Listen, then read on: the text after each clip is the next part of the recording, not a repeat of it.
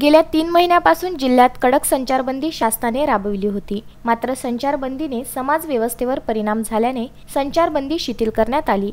यामध्ये शहरासह ग्रामीण भागातही मोठ्या प्रमाणात गर्दी दिसून येत आहे। दर्यापूर तालुक्यातील आता रखडलेल्या कामाला सुरुवात झाली आहे। ठप्प असलेल्या अर्धवट रस्ते बांधकामालाही सुरुवात झाली आहे। मात्र याच ठिकाणी काही अंतरावर आठवडी बाजार असल्याने जवळपास असणारे अनेक ग्रामस्थ बाजारपेठेत खरेदी करण्यासाठी दाखल झाले होते। या बाजारपेठेत सोशल डिस्टन्सिंग नियमांचे 3:13 वाजल्याचे चित्र आमचे प्रतिनिधी अमर भले यांनी कॅमेरामध्ये कैद केले आहे। या बाजारपेठेत उसळलेली गर्दी पाहता सर्वसामान्य नागरिकांमध्ये भीतीचे वातावरण निर्माण झाले आहे। कोरोना व्हायरस डोळ्याने दिसून येत नाही, त्यामुळे एखादा संशयित रुग्ण या बाजारपेठेत जर दाखल झाला तर दर्यापूर तालुक्यात कोरोना आकड्याचा स्फोट होऊ शकतो, यात काही शंका नाही। अमर भले, विदर्भ न्यूज, दर्यापूर।